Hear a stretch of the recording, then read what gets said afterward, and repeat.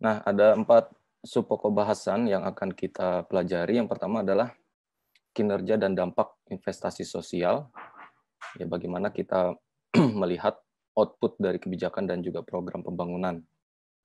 Jadi, kinerja dan dampak ini adalah sebagai output dari suatu program. Nah, definisinya apa? Nanti akan disampaikan apa itu kinerja dan apa itu dampak. Kemudian untuk subpokok bahasan yang kedua terkait dengan prinsip, kriteria, dan indikator pengukuran investasi sosial. Jadi, untuk melakukan pengukuran capaian investasi sosial, teman-teman harus mengetahui prinsip dasar dari investasi sosial itu apa yang harus terpenuhi. Kemudian dari masing-masing prinsip ini terdiri dari kriteria apa saja, dan dari kriteria ini diturunkan ke dalam indikator-indikator yang bisa diukur. Ibaratnya seperti teman-teman menyusun suatu proposal penelitian atau proposal skripsi ya, harus diawali dari konsep diturunkan ke dalam teori, kemudian dari teori diturunkan variabel, dari variabel itu diturunkan lagi menjadi indikator-indikator yang bisa diukur, sehingga teman-teman bisa membuktikan hipotesis penelitiannya, ya apakah hipotesis yang teman-teman bangun itu terbukti atau tidak. Kemudian subpokok bahasan yang ketiga itu adalah terkait dengan metode-metode apa saja sih yang bisa dilakukan ya untuk mengukur investasi sosial. Nah, masing-masing metode nanti akan disampaikan kelebihan dan kekurangannya. Metode ini adalah tools atau instrumen ya, ibaratnya pisau atau golok ya, fungsinya sama-sama untuk memotong tetapi masing-masing punya spesifikasinya. Seperti itu. Kemudian yang terakhir, yang keempat adalah bagaimana kita bisa mengimplementasikan pengukuran investasi sosial, dan nanti akan disampaikan contoh dari salah satu metodenya yang dinamakan dengan SROI. SROI itu kepanjangan dari Social Return of Investment. Jadi nilai sosial apa saja sih yang muncul ya ketika suatu investasi sosial itu dilakukan. Nah, 4 subpokok bahasan ini yang akan kita pelajari satu persatu. Yang pertama, kinerja dan dampak investasi sosial ya sebagai output dari kebijakan dan program pembangunan. Nah, apa itu kinerja? Ya, kinerja adalah hasil atau tingkat keberhasilan yang diperoleh dari suatu kebijakan dan program yang dilakukan oleh suatu institusi atau lembaga yang diperuntukkan kepada internal maupun eksternal institusi. Jadi untuk mengukur kinerja ini bisa dilakukan oleh suatu lembaga, baik itu perusahaan ya atau badan pemerintahan atau lembaga pendidikan seperti kampus misalkan IPB. Nah, IPB ini memiliki tanggung jawab juga untuk mengukur kinerja internal maupun kinerja eksternal. Nah, salah satu contoh mengukur kinerja internal itu adalah mengukur kinerja yang dilakukan oleh pegawai-pegawainya, ya termasuk dosen. Ya, bagaimana sih kinerja saya selama di SKPM ya sebagai dosen? Nah, itu ada ukuran-ukurannya, ya. Dilihat dari kontribusi tridharma yang dilakukan, ya. Bagaimana aktivitas pengajarannya, ya. Bagaimana aktivitas penelitiannya, dan juga bagaimana aktivitas pengabdiannya kepada masyarakat. Nah, itu adalah salah satu contoh mengukur kinerja internal. Nah, mungkin ada juga ukuran-ukuran yang lain ya, dilihat dari BKAD ya, beban kinerja dosen BKD. Ya, biasanya dosen itu memiliki kewajiban satu semester itu harus terpenuhinya sebanyak 12 SKS. Kalau 12 SKS masing-masing mata kuliah ada 3 SKS, berarti setiap dosen itu wajib setiap semester harus mengampu sebanyak 12/3, 4 mata kuliah, di mana 4 mata kuliah ini harus dijalani sebanyak 14 kali pertemuan. Nah, makanya kayak dosen-dosen muda ya seperti saya, seperti dosen-dosen yang lain, Pak Rajib ya, kemudian Ibu Zezi, itu banyak dilibatkan di mata kuliah karena setiap mata kuliah mungkin hanya mengisi beberapa kali pertemuan. Sebagai contoh di mata kuliah KIS, saya kalau nggak salah ada 3 kali pertemuan ya, pertemuan kemarin, pertemuan sekarang, dan pertemuan minggu depan.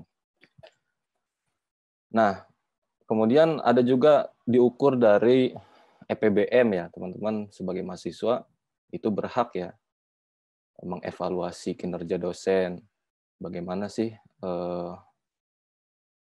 teman-teman bisa mengevaluasi dari berbagai pengukuran ya.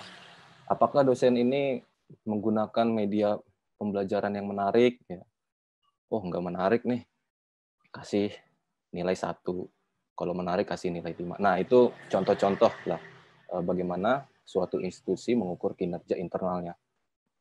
Nah, selain itu, suatu institusi atau lembaga, baik itu private maupun milik negara, itu juga harus mengukur kinerja eksternalnya. Nah, bagaimana mengukur kinerja eksternalnya? Ini terkait dengan misalkan program-program yang dikeluarkan atau diimplementasikan oleh suatu lembaga yang melibatkan pihak-pihak di luar institusi. Sebagai contoh, misalkan yang namanya suatu pengabdian masyarakat, ya tidak hanya menempatkan masyarakat sebagai objek semata, melainkan juga sebagai subjek. Nah, subjek-subjek yang dilibatkan di dalam program itu juga harus diukur kinerjanya. Nah, itu definisi dari kinerja yang bisa diukur pada aspek internal dan juga eksternal dari institusi. Nah, kemudian yang kedua adalah dampak. Ya, dampak itu adalah pengaruh atau akibat yang akan timbul ya dari hadirnya suatu kebijakan atau program yang diimplementasikan. Jadi lebih melihat pengaruhnya. Dan yang namanya dampak ini itu bisa bersifat positif maupun negatif ya. Dalam konteks pembangunan, dampak sering berhubungan dengan target atau sasaran. Nah, ini juga penting diukur dampak ya untuk melihat sejauh mana sih keberhasilan suatu program yang dilakukan oleh suatu lembaga, baik perusahaan yang menjalani program CSR-nya, Corporate Social Responsibility, ya banyak sekali program-program yang dilakukan berkaitan dengan pemberdayaan kepada masyarakat. Nah, itu perlu dievaluasi, perlu dilihat dampaknya. Apakah berdampak positif maupun negatif.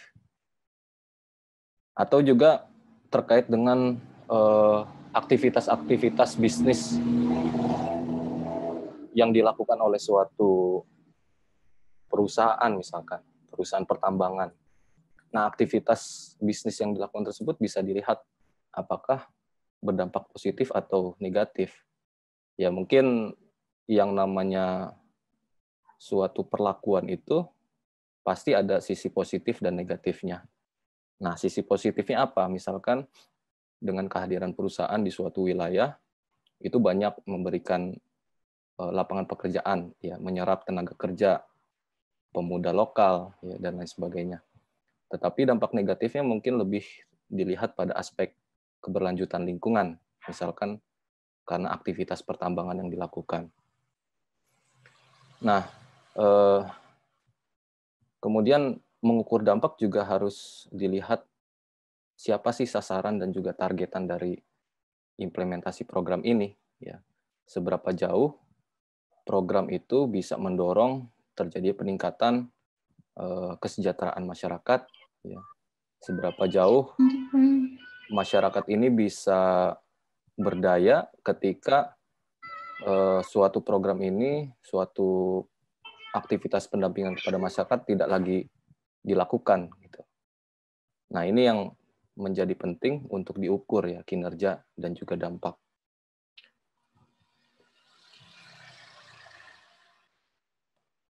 Nah, pada pertemuan-pertemuan sebelumnya sudah sangat ditekankan ya, yang namanya investasi sosial itu memiliki kontribusi untuk mewujudkan keadilan dan kesejahteraan sosial. Ya, yang memiliki orientasi supaya pihak-pihak swasta ya tidak hanya lembaga milik pemerintah, pihak swasta atau private juga harus memiliki perspektif tersebut ya untuk mendorong terjadinya keadilan dan tercapainya kesejahteraan yang menyeluruh bagi masyarakat, terutama masyarakat yang berada di lingkar perusahaan. Nah, sebagai contoh misalkan perguruan tinggi IPB ya, IPB ini kan berdiri di antara desa-desa ya. Nah, sejauh mana sih kehadiran IPB ini membawa keadilan dan kesejahteraan sosialnya?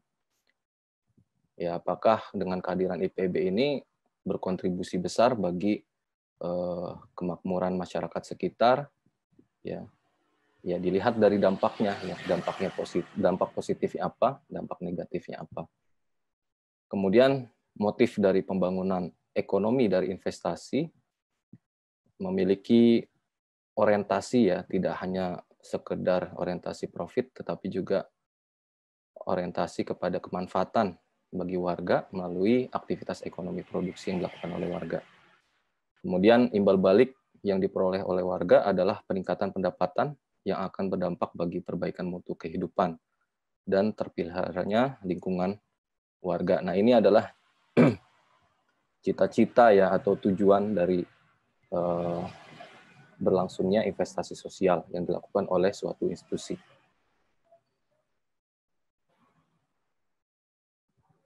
Nah, kinerja dan dampak itu sebagai output dari investasi sosial yang harus diukur.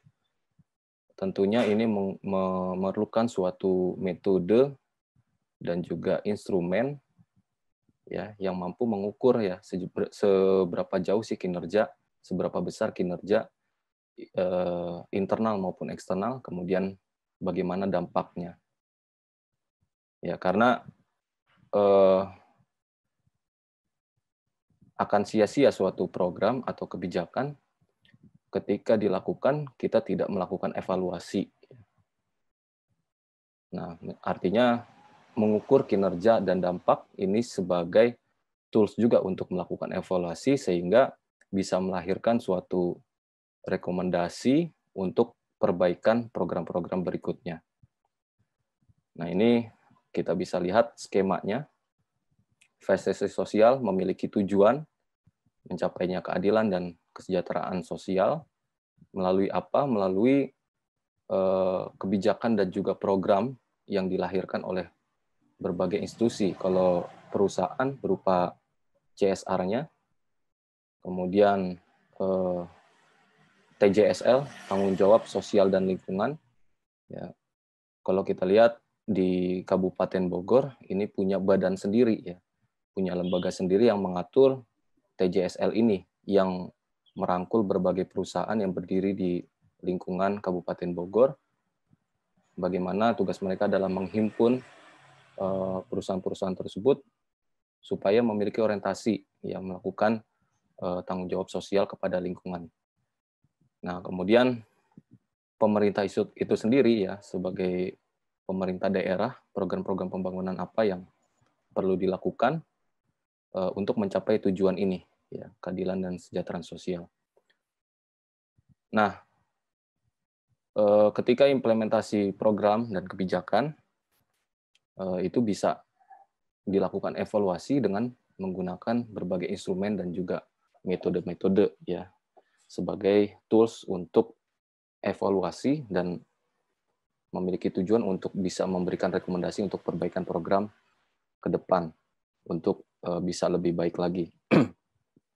Nah, terkait dengan skema kerja atau alur kerja ini, tentunya ada aspek yang menjadi sangat penting yaitu persoalan data.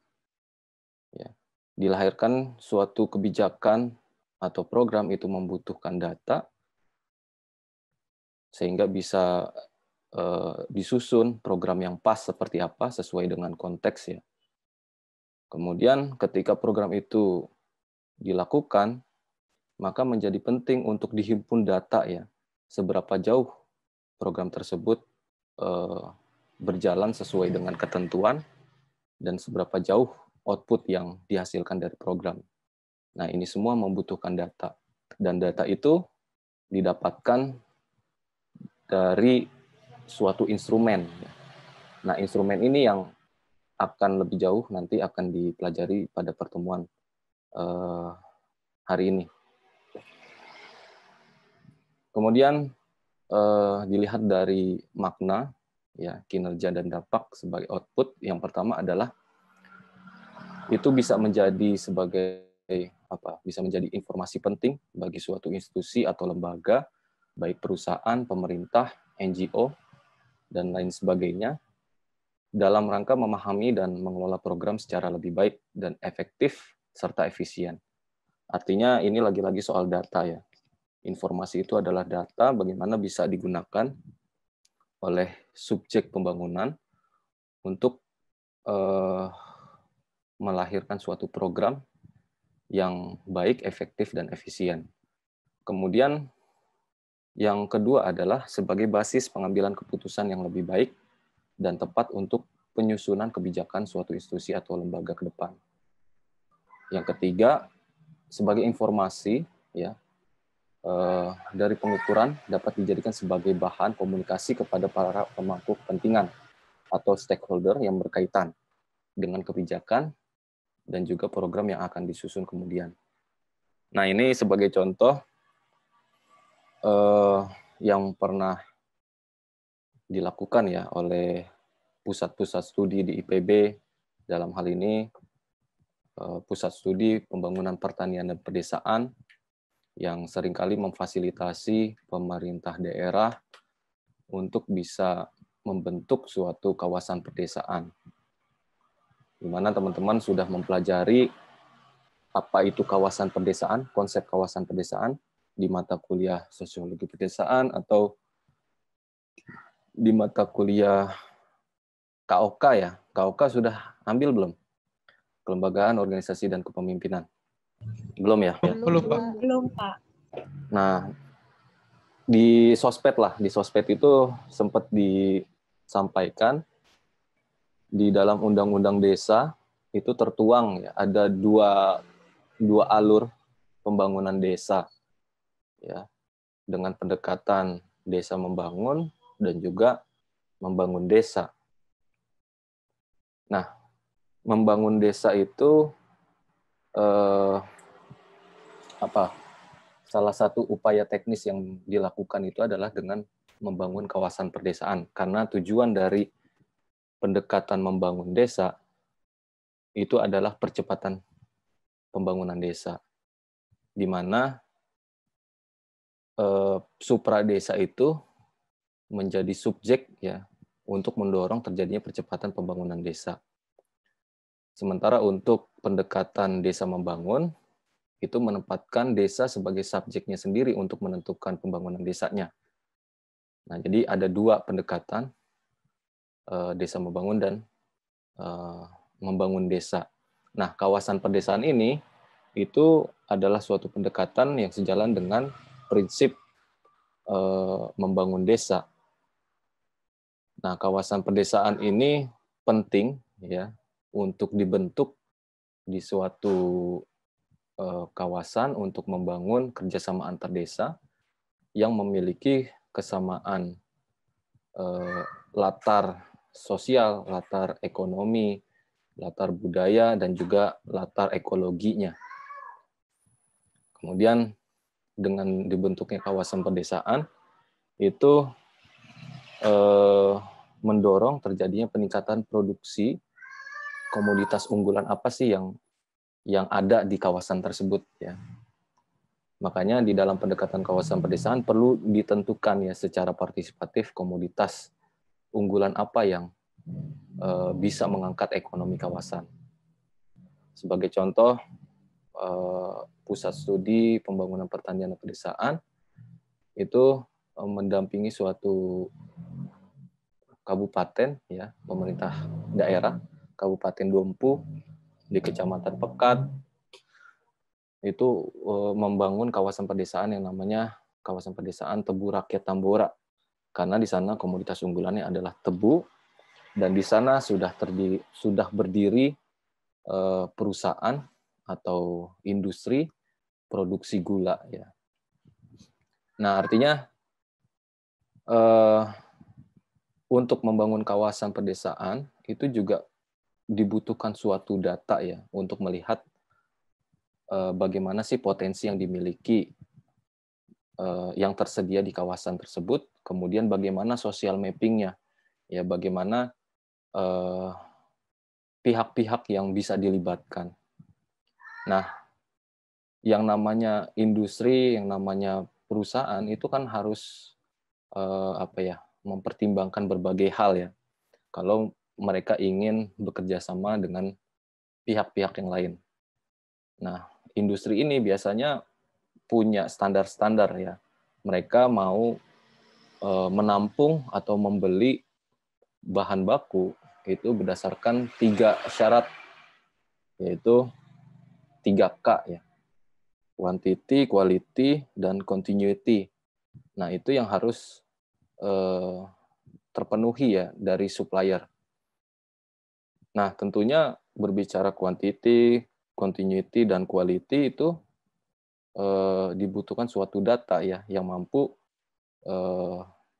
meyakinkan pihak-pihak tersebut, ya, pihak-pihak kepentingan atau stakeholder yang ke depan sama-sama membangun masyarakat atau kawasan pedesaan ini. Nah, itu untuk poin yang ketiga. Kemudian poin yang keempat itu adalah sebagai informasi untuk melakukan monitoring dan evaluasi terhadap indikator-indikator investasi sosial. Ya, itu berkaitan dengan kinerja dan dampaknya. Kinerja tadi diukur internal dan juga eksternal, kemudian dampaknya, dampak positif dan juga dampak negatif dari berlangsungnya suatu program. Baik, itu subpokok bahasan yang pertama, ya, terkait dengan kinerja dan dampak sebagai output dari investasi sosial. Kemudian subpokok berikutnya adalah prinsip, kriteria, dan indikator investasi sosial. Nah, ini merujuk dari Jalal dan Kurniawan tahun 2020. Pak Jalal ini adalah alumni kita juga, alumni KPM, tetapi beliau itu angkatan 30-an, ya, 39 kalau nggak salah. Di mana pada saat itu namanya belum KPM, belum Komunikasi dan Pengembangan Masyarakat. Namanya masih PKP. PKP itu apa, ya? Mungkin teman-teman bisa searching, ya. Kalau nggak salah sih penyuluhan komunikasi pembangunan. Ya, dulu KPM itu namanya adalah PKP, penyuluhan dan komunikasi pembangunan. Kemudian di tahun 2005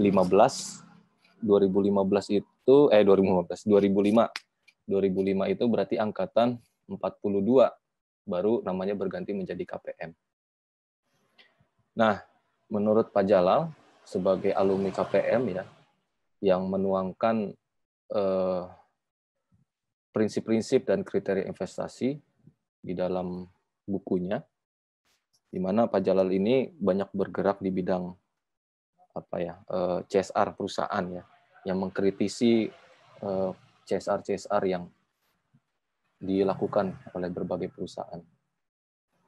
Nah, ada beberapa prinsip, ya. Prinsip yang pertama adalah prinsip tata kelola dan sumber daya, di mana prinsip tata kelola dan sumber daya ada 2 kriteria yang dibangun.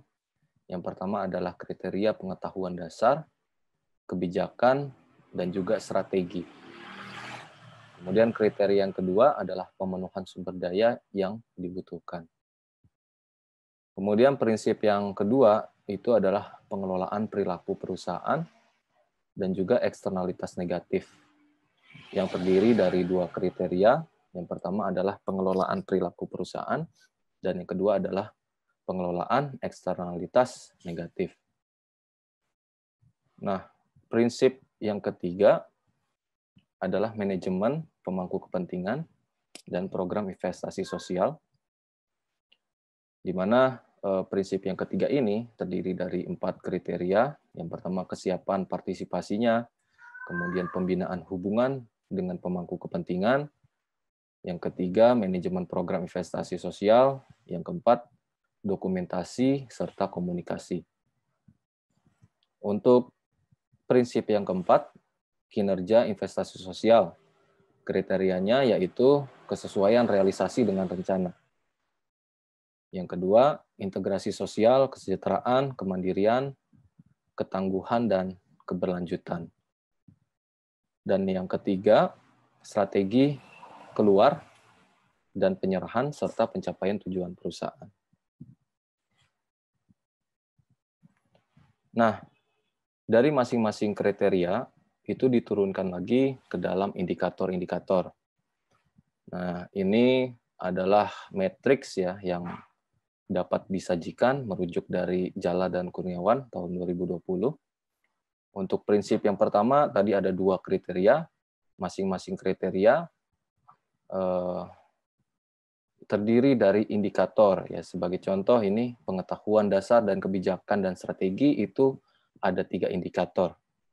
Kemudian kriteria yang kedua pemenuhan sumber daya dan yang dibutuhkan itu ada 4 indikator. Nah, indikatornya apa saja?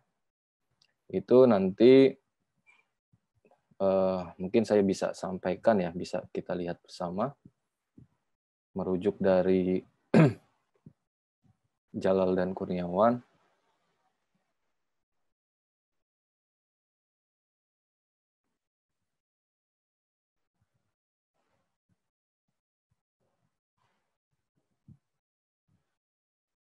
Oke, terlihat nggak? Terlihat, Pak. Lihat, Pak. Terlihat ya, ini PowerPoint dari Jalal dan Kurniawan. Nah, ini rinciannya banyak sekali ya, banyak sekali. Terlihat kan apa yang saya lihat? Kriteria 1.1 pengetahuan dasar kebijakan, kemudian indikatornya ini ada 3. Terlihat ya? Terlihat, Bapak. Oke. Nah, ini indikatornya banyak sekali ya. 1.1.1 ya. Indikator yang membangun kriteria yang pertama pada prinsip yang pertama, yaitu memenuhi prasyarat pengetahuan yang memadahi tentang pertama adalah pemangku kepentingan dan isu yang material. Kemudian aset dan kebutuhan masyarakat, terutama kelompok rentan. Kemudian yang ketiga, data dasar kelompok sasaran. Yang keempat, prioritas pembangunan nasional dan daerah. Kemudian indikator yang kedua, memiliki kebijakan tertulis yang lengkap dan ditempatkan pada level tertinggi dengan menyebutkan secara jelas kelompok sasaran utama dari investasi sosial, yaitu kelompok rentan, cakupan kegiatan, peluang kerja, peluang usaha, proyek komunitas, dan produk yang memecahkan masalah masyarakat, serta rujukan regulasinya. Kemudian, indikator yang ketiga merumuskan rencana strategis. Sebagai contoh, berdasarkan Sustainable Livelihood Approach, rencana setahunan, standar prosedur operasional secara komprehensif, sesuai dengan fase bisnis, nah, dan lain sebagainya. Nah, ini nanti akan saya share banyak sekali nih indikatornya dari 4 prinsip dari masing-masing kriteria. Nah, ini prinsip yang ketiga ya, kriterianya apa, indikatornya apa. Nah, kami hanya membuat matriks tadi ya. Total ada sebanyak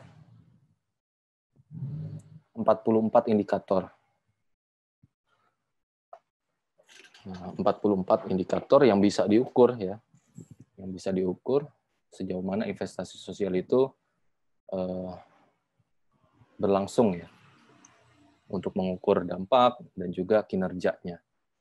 serta juga harus dipetakan ya sasarannya siapa, kemudian pihak-pihak mana saja yang bisa dilibatkan, dan harus mampu juga memberikan keyakinan kepada pihak-pihak yang dilibatkan di dalam aksi kolektif ini.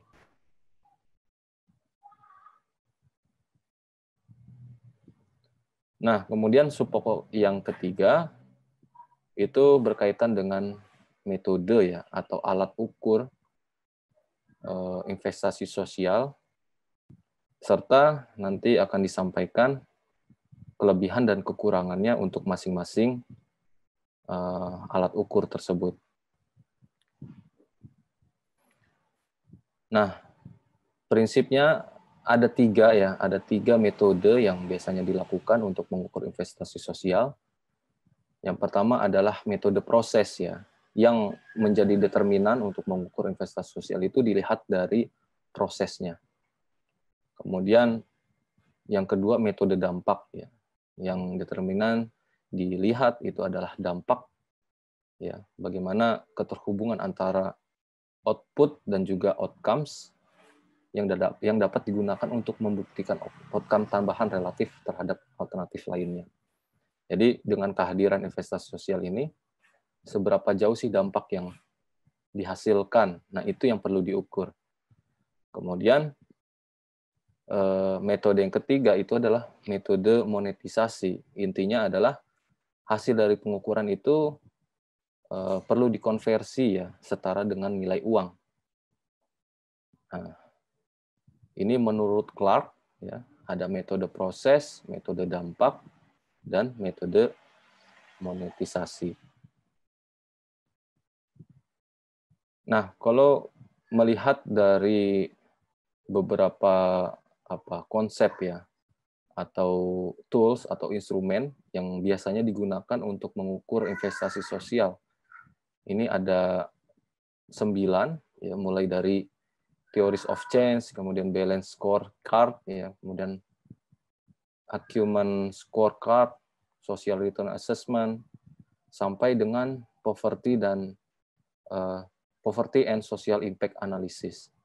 Nah, tetapi dari 9 konsep ini ada 3 konsep yang sebetulnya direkomendasikan oleh para ahli. Yang pertama adalah social return of investment, yang kedua benefit cost analysis, yang ketiga adalah poverty and social impact analysis. Nah, di sini kita bisa lihat mappingnya. Kalau theories of change itu cenderung ya pada metode proses, kemudian balance scorecard itu proses dan dampak, kemudian berikutnya proses, kemudian proses. Nah, yang banyak direkomendasikan oleh para ahli ya, 3 terbawah ini itu memang penekanannya pada metode dampak dan juga monetisasi.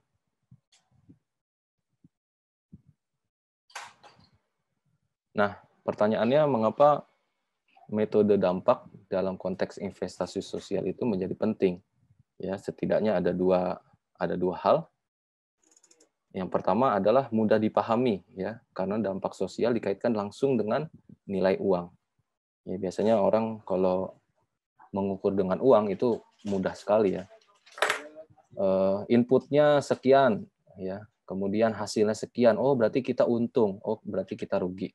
Nah, itu artinya dengan dikonversi ke dalam uang ya, itu memudahkan pengukuran ya. Memudahkan untuk bisa dipahami seberapa jauh investasi sosial itu berhasil seperti itu. Kemudian yang kedua adalah menghasilkan nilai yang dapat digunakan sebagai patokan atau dasar pengambilan keputusan oleh pihak yang lain. Nah, setidaknya ada 2 hal yang mengapa metode monetisasi menjadi penting.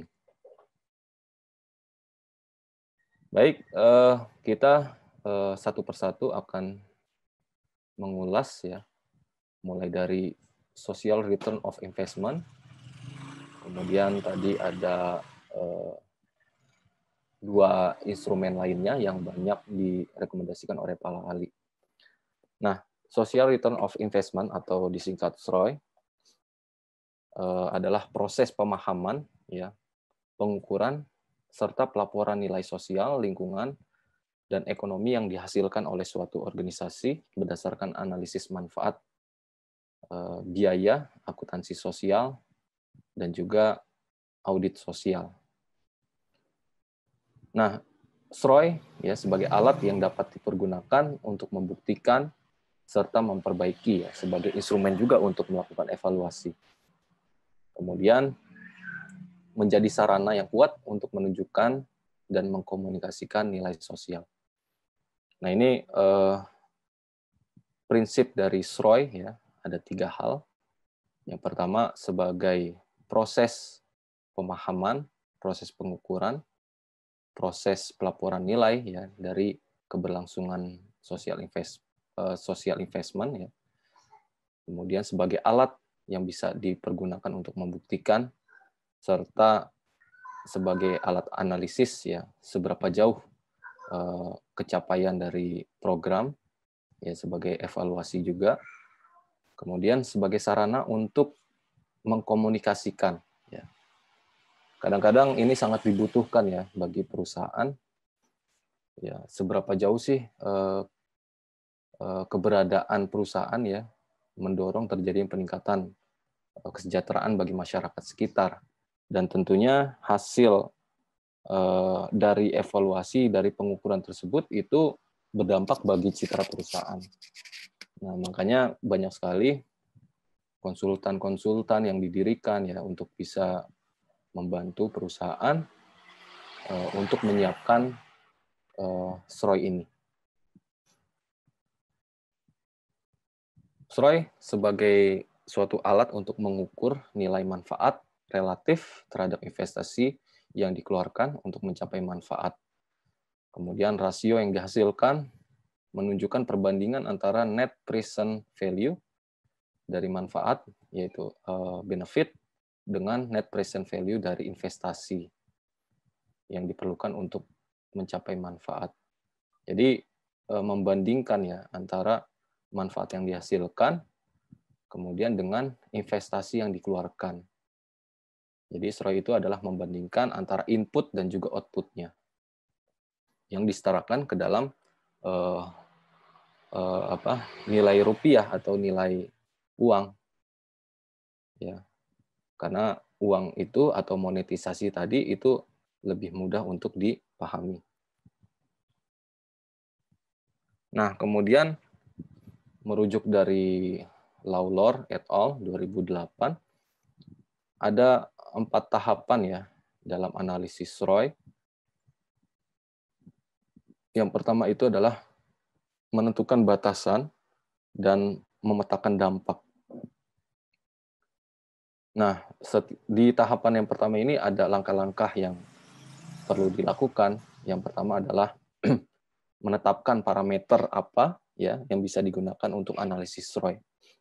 Nah, intinya yang namanya parameter atau indikator itu adalah sesuatu yang tidak baku ya, tergantung dengan konteksnya, ya, tergantung dengan program apa sih yang dilakukan. Ya, jadi menetapkan parameter ya atau indikator atau alat ukur itu menjadi penting ya di dalam analisis SROI. Kemudian langkah yang kedua, mengidentifikasi, menyusun prioritas, dan melibatkan stakeholder. Yang ketiga, mengembangkan teori perubahan. Nah, kemudian tahapan yang kedua itu adalah pengumpulan data. Ya, jadi kalau tahapan yang pertama itu coba untuk menentukan batasan-batasannya, menginventarisir pihak-pihak mana saja ya yang akan dilibatkan di dalam SROI ini ya sebagai sumber informasi, sebagai sumber data ya. Nah, tahapan yang kedua itu adalah tahapan collecting data. Langkah-langkahnya memilih indikator, kemudian identifikasi nilai finansial, kemudian pengumpulan data. Nah, kemudian tahapan yang ketiga adalah pemodelan atau perhitungan. Ya, ini sudah masuk pada tahapan analisis ya atau olahan data. Langkah-langkahnya yang dilakukan adalah analisis input, menambahkan manfaat, memproyeksikan nilai masa depan, menghitung SROI, melakukan analisis sensitivitas, dan terakhir menghitung nilai tambah dan juga payback period opsional. Nah, ini sesuatu yang opsional.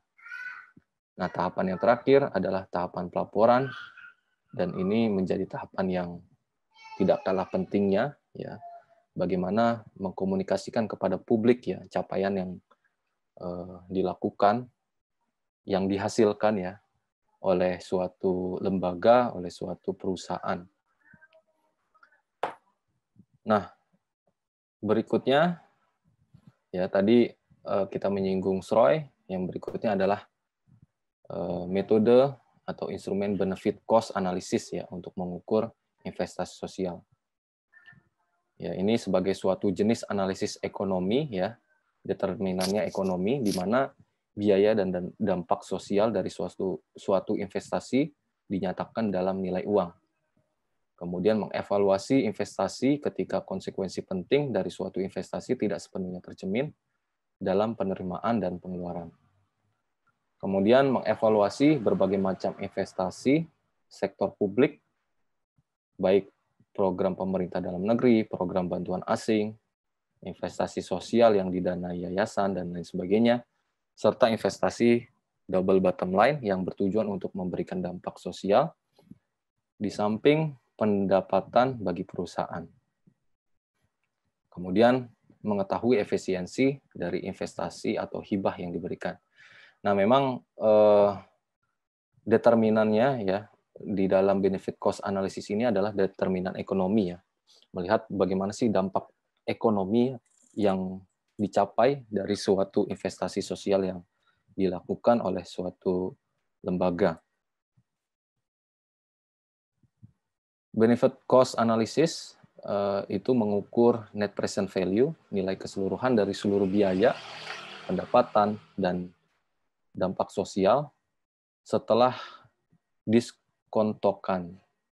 Setelah didiskontokan. Nah, didiskontokan itu adalah setelah dikurangi dengan pengeluaran pajak ya, sehingga mencerminkan periode akuntansi yang sama. Kemudian benefit cost ratio, nilai pendapatan dan dampak positif setelah didiskontokan dibagi dengan nilai biaya dan dampak negatif setelah didiskontokan. Kemudian yang ketiga itu adalah internal rate of return, nilai bersih pendapatan ditambah dengan dampak sosial yang dinyatakan sebagai presentasi pengembalian tahunan dari total biaya investasi.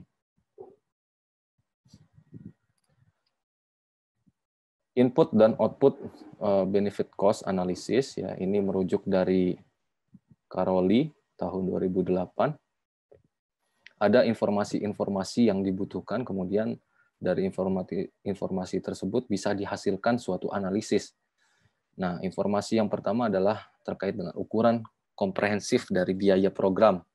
Jadi input ya, pada setiap waktu secara agregat dan spesifik untuk berbagai pemangku kepentingan. Kemudian hasil analisisnya berupa ukuran dari manfaat bersih terhadap masyarakat. Kemudian informasi yang kedua adalah ukuran dari dampak program dari setiap titik waktu. Kemudian hasil analisisnya yaitu terkait dengan rasio manfaat atau benefit terhadap biaya. Dan informasi yang ketiga, shadow price, untuk menilai semua keluaran dalam nilai uang, ya, semua keluaran dalam nilai uang secara agregat dan spesifik untuk berbagai pemangku kepentingan. Nah, hasil analisisnya berupa ukuran tingkat pengembalian terhadap masyarakat, rule of return to society. Nah, ini Caroli mengidentifikasi ya informasi apa saja sih yang dibutuhkan ya sebagai input, kemudian hasil analisis apa yang dihasilkan sebagai output dari benefit cost analysis.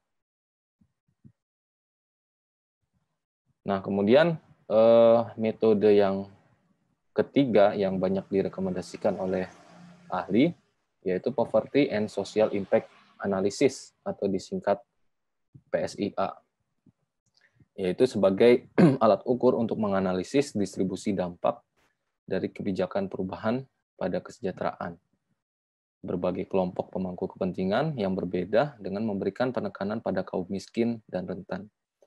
Nah, metode ini banyak digunakan ya oleh lembaga-lembaga dunia, dalam hal ini adalah World Bank ya, atau donor-donor dunia seperti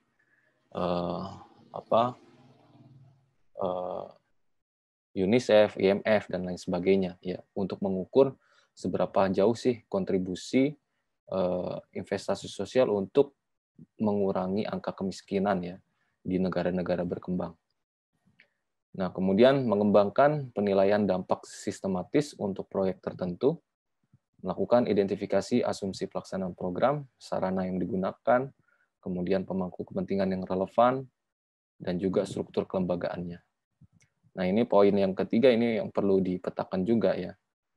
Asumsi program yang akan dilaksanakan, ya diidentifikasi sarana yang dibutuhkan, kemudian siapa saja yang terlibat, dan struktur kelembagaannya seperti apa. Kemudian merujuk dari jurnal ya yang dituliskan oleh Budiono tahun 2012, ada beberapa tahapan dalam metode PSIA.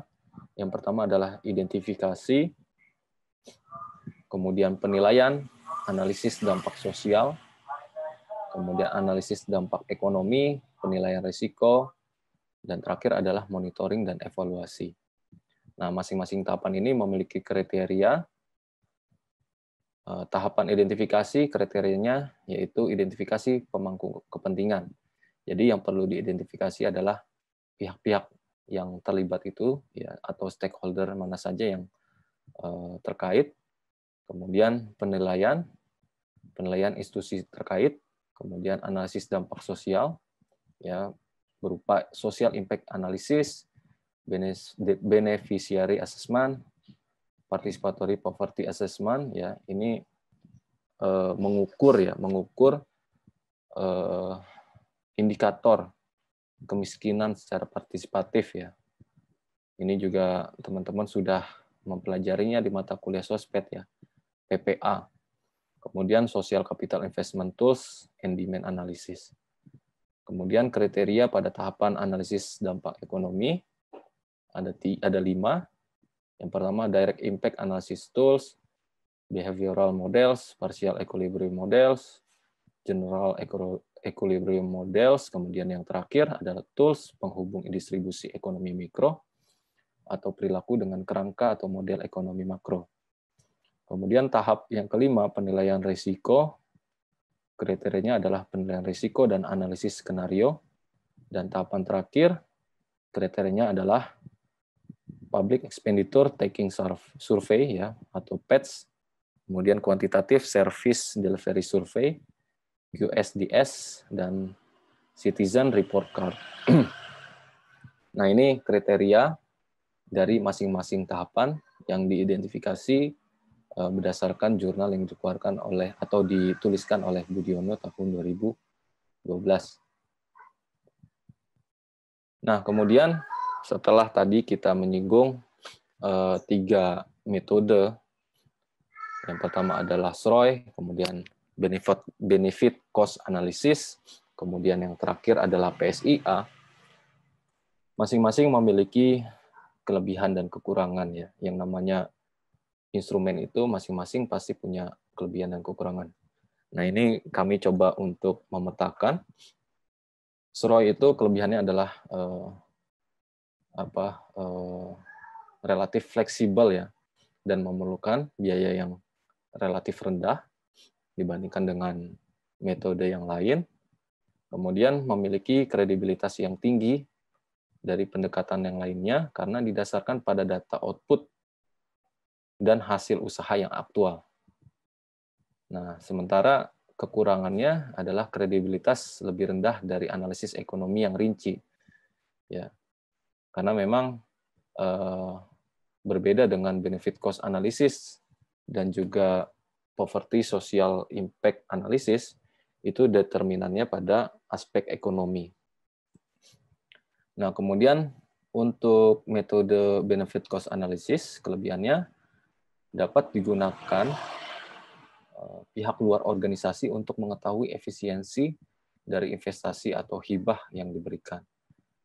Kemudian kekurangannya, penerapan dari evaluasi program sosial belum mencapai kematangan. Kemudian metode yang ketiga, PSIA, kelebihannya adalah dirancang khusus untuk memberikan masukan dari pemangku kepentingan lokal, non-pemerintah di negara berkembang. Kemudian kekurangannya relatif sulit digunakan karena membutuhkan biaya yang besar dalam aplikasinya.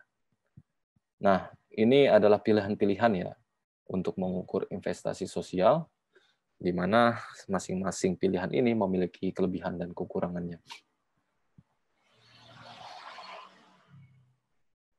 Nah, secara umum ya ada 3 yang teridentifikasi dari jurnal yang dituliskan oleh Budiono tahun 2012.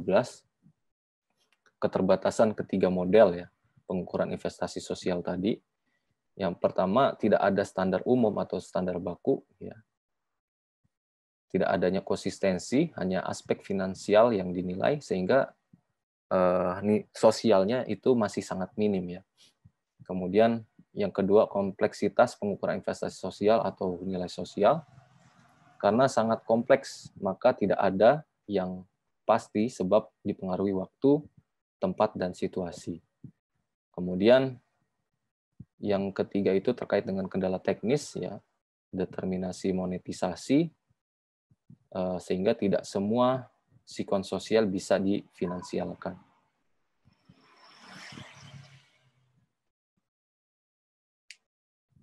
Nah, kemudian subbab yang keempat atau subpokok yang keempat yaitu implementasi pengukuran investasi sosial.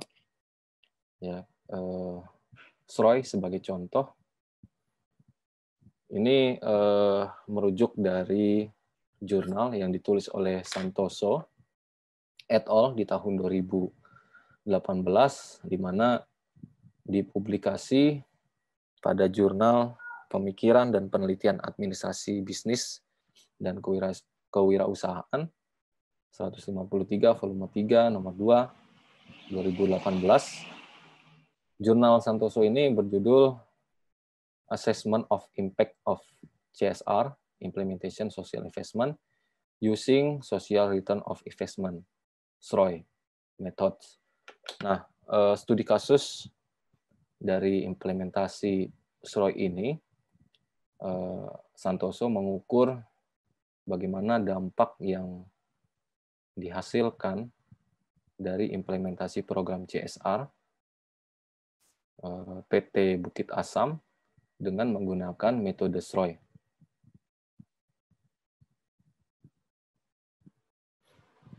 Nah, tahapan yang dilakukan oleh Budiono dalam metode SROI-nya mengukur dampak ya dari investasi sosial atau CSR yang dilakukan oleh PTBA tadi, ada 5 tahapan. Yang pertama, menentukan cakupan programnya.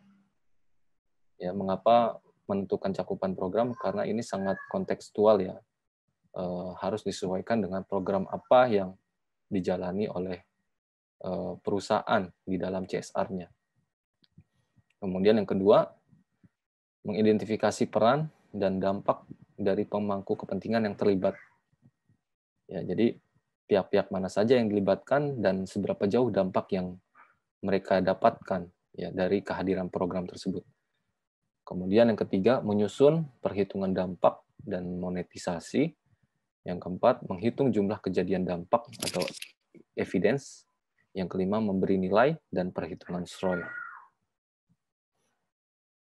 Nah, satu persatu kita masuk ya dari 5 tahapan tadi. Tahapan yang pertama, menentukan cakupan program. Nah, dari jurnal tersebut, ya program CSR yang dijalani oleh PTBA itu terkait dengan pengembangan Posdaya Baramulyo yang fokus pada penilaian evaluatif pelaksanaan kegiatan pendampingan yang telah dilakukan di tahun 2013 sampai 2015. Ya, program-programnya meliputi layanan posyandu, kemudian layanan pos lansia, pos PAUD, kemudian TPQ ya. TPQ itu apa? Taman Pendidikan Quran. Ya, kemudian home industry, pembuatan aneka kue, keripik, dan simpan pinjam. Kemudian program yang keenam, budidaya dan pengolahan jamur tiram. Budidaya jamur, olahan jamurnya, ya, produk turunan dari jamur, kemudian simpan pinjam. Nah, dengan menentukan cakupan program ini, itu memiliki tujuan tertentu ya, sehingga kita bisa mendapatkan suatu data atau bahan komunikasi yang dapat menjadi lebih jelas dan konsisten ya, sesuai dengan program yang dijalani. Ya, jadi untuk mengukur SROI itu harus disesuaikan dengan program apa yang telah berlangsung, telah dijalani oleh suatu lembaga. Kemudian tahapan yang kedua, yaitu bagaimana Budiono mengidentifikasi peran dan dampak dari pemangku kepentingan yang terlibat. Ya, di sini ada 5 pihak. Yang pertama, institusi pos lansia, kemudian peserta pos lansia, orang tua murid, PAUD, murid PAUD, kelompok usaha, dan PTBA itu sendiri. Nah, masing-masing pihak ini memiliki peranan dan juga dampak yang dirasakan dari kehadiran program. Nah, Budiono mengkolek data ya dengan pendekatan tertentu ya, dengan dengan melalui metode FGD atau wawancara mendalam kepada pihak-pihak yang teridentifikasi ini. Nah, untuk institusi pos lansia ini bisa dilihat ya peranannya sebagai objek penguatan kapasitas kelembagaan oleh Posdaya sebagai pengelola dan yang mengembangkan kegiatan pos lansia. Kemudian dampak yang dirasakan apa ya? Kader pos lansia itu dilatih senam lansia dan telah dapat memimpin kegiatan senam lansia. Jadi kader pos lansia ini diberikan peningkatan kapasitas, peningkatan keterampilan sehingga mereka bisa ke depan itu bisa menjadi instruktur ya untuk memimpin senam lansia kepada khalayak yang lebih luas. Kemudian peserta pos lansia peranannya sebagai penerima manfaat kegiatan yang diselenggarakan oleh pos lansia. Nah, dampaknya apa? Ya, setelah mengikuti kegiatan senam lansia bersama, para lansia merasa lebih segar dan bugar. Nah, kemudian pihak yang ketiga, orang tua murid PAUD. Peranannya sebagai pembimbing usaha tumbuh kembang motorik, kognitif, karakter anak usia dini. Dampaknya apa? Dampaknya adalah anak lebih mudah untuk sekolah PAUD dengan biaya terjangkau. Kemudian murid PAUD ya sebagai pelaku kegiatan pembelajaran di sekolah PAUD, dampaknya murid PAUD memiliki perkembangan motorik, kognitif, bahasa, sosial, emosi, moral yang lebih baik dari sebelumnya. Nah, ini hal-hal yang diidentifikasi ya oleh Budiono terkait dengan pihak-pihak yang terlibat, kemudian peranannya apa dan juga dampak apa yang dirasakan. Kemudian tahapan yang ketiga, menyusun perhitungan dampak dan monetisasi. Ya tadi diukur secara kualitatif ya dampaknya yang dirasakan oleh berbagai pihak-pihak tadi. Kemudian tahap yang ketiga adalah menyusun perhitungan dampak dan monetisasi. Ya, pihak-pihaknya ya sama, mulai dari institusi pos lansia, peserta pos lansia, orang tua murid, kelompok usaha ya. Nah, masing-masing ini diidentifikasi dampaknya, kemudian pendekatan perhitungannya. Sebagai contoh ini menghitung nilai peningkatan keterampilan senam lansia yang diperolehnya dan menghitung nilai manfaat sebagai instruktur senam.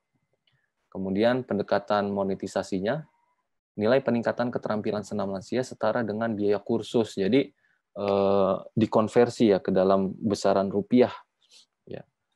Kalau misalkan untuk melatih instruktur, berapa biaya yang dibutuhkan, kemudian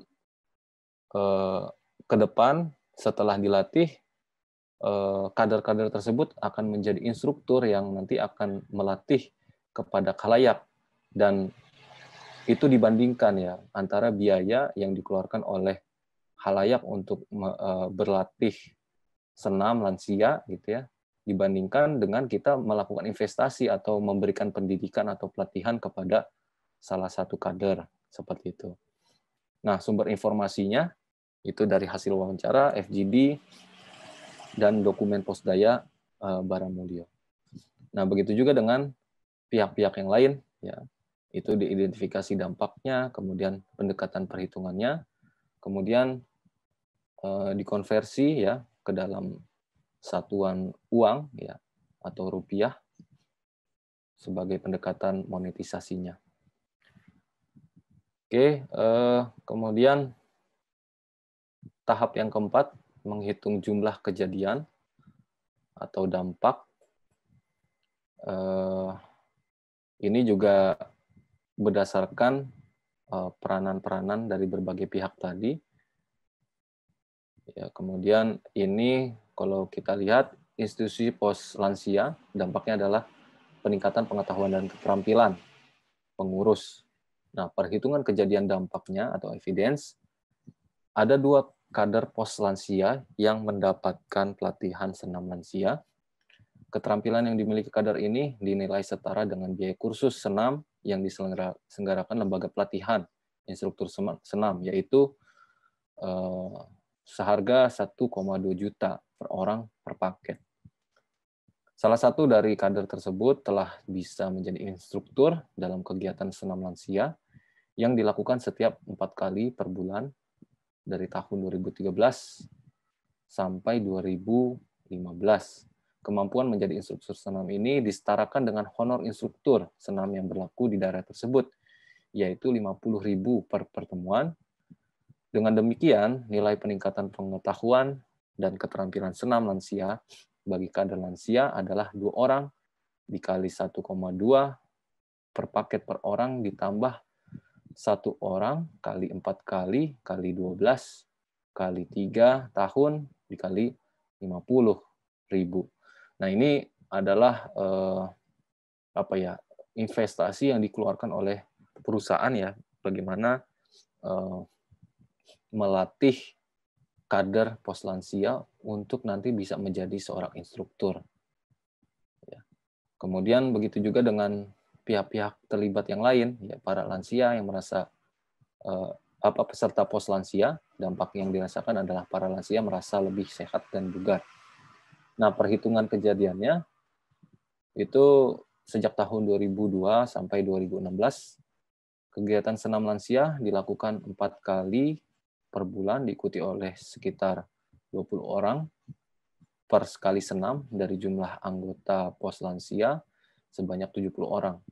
Namun setelah adanya Posdaya pada tahun 2013, jenis senam lansia yang dilakukan semakin banyak, tidak hanya senam SKJ dan bugar lansia saja. Pada tahun 2015 hingga di tahun 2015 dan tidak dipungut biaya. Adapun jika lansia mengikuti senam di tempat lain, maka dipungut biaya sebesar 50.000 sampai dengan 100.000 per bulan. Dan jika sakit harus ke dokter perlu membayar besar. Jadi dihitung juga resiko-resiko yang disetarakan dengan rupiah ya, ketika lansia-lansia ini tidak mengikuti senam gitu. Nah, itu semua diukur dengan rupiah. Nah, begitu juga dengan pihak-pihak yang lain. Ya, nanti bisa dibaca lebih detail lagi dan dipahami lebih lanjut. Nah, sehingga dihasilkan suatu perhitungan ya setara dengan rupiah ya, teridentifikasi pada proses input ya. Ada total sebesar 201.560.000 rupiah.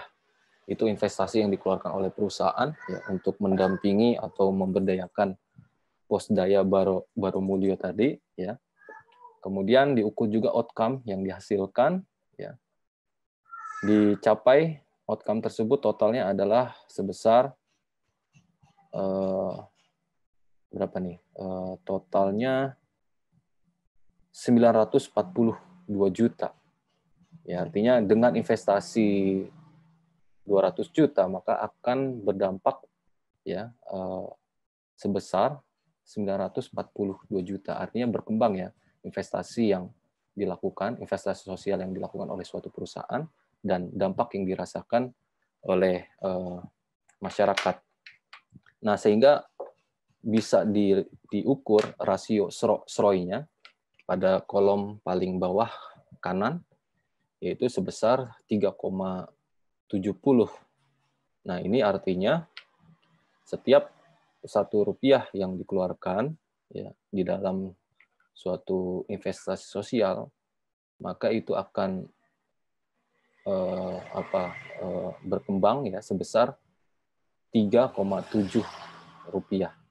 Artinya kalau kita lihat dari hasil analisis ini, investasi sosial yang dilakukan oleh perusahaan PTBA ini itu berhasil ya.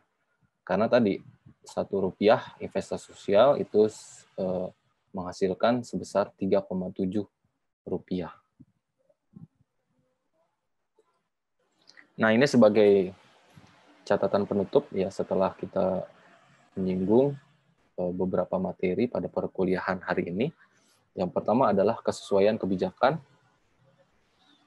dan program dengan tujuan investasi sosial hanya bisa diketahui dengan melakukan pengukuran atas nilai sosial atau investasi yang dilakukan oleh suatu lembaga. Kemudian yang kedua, metode pengukuran investasi sosial memiliki kelebihan dan kekurangan. Ya, tinggal kita bagaimana melihat kontekstualnya seperti apa ya. Kemudian metode yang baik adalah metode yang efektif, efisien, dan mudah digunakan. Ya, SROI adalah metode yang dianggap baik untuk mengukur investasi sosial atau nilai sosial. Dan terakhir, metode pengukuran ini masih perlu perbaikan, ya, terutama terkait dengan prinsip, kriteria, dan indikator yang dibangun. Nah, sekali lagi yang menjadi penekanan adalah sejauh ini sudah ada beberapa metode yang bisa digunakan untuk mengukur dampak atau kinerja dari investasi sosial, tetapi masih banyak catatan ya dari beberapa metode yang tersedia. Ya, perlu ada perbaikan-perbaikan ke depan, terutama terkait dengan prinsip, kriteria, dan indikator yang dibangun. Ya, sesuai dengan konteksnya. Ya. Jadi kadang-kadang kita tidak bisa menstandarisasi suatu pengukuran. Ya, kita harus melihat juga konteks lokalnya seperti apa.